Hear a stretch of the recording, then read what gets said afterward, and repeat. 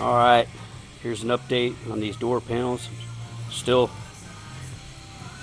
trying to smooth them out, level them out a little bit.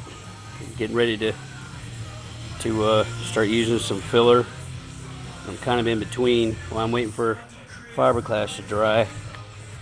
I'm getting ready to cut a hole in my bed next to the wheel well there, in between the wheel well and the front of the bed, so my spare tire could drop down in the floor so it won't be above the bed rail.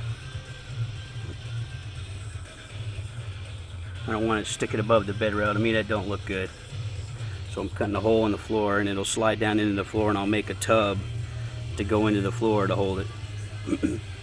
Years ago, they used to make the Suburbans trucks were like that, but they were at the back, but they were a little bit longer. They had a little bit more room back there for them. There's not quite enough room to cut a hole back there, so I'm going to cut it up here where there's just a little bit more room to do it.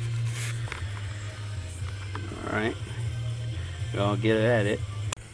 Well, there it is. Tire probably won't be sitting quite that low once I build the tub. It'll be probably right up close to that top rail. It's just hanging down. It's just about the bottom of the fender of the quarter panel on the bed. It's right at the base of it.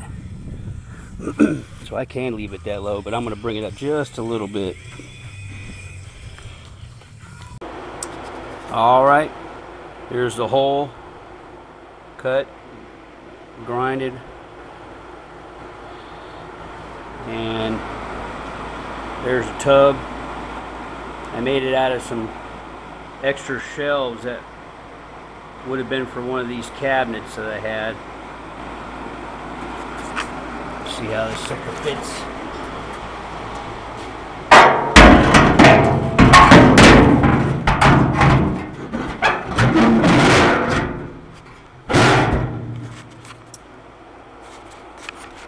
There it goes.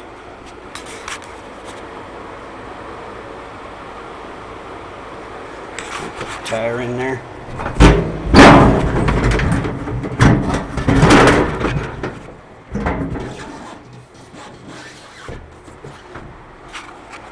Alright.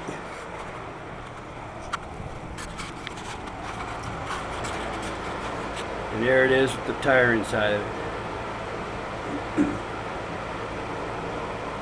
This is just the way I want it, below the top of the bed. Now I just have to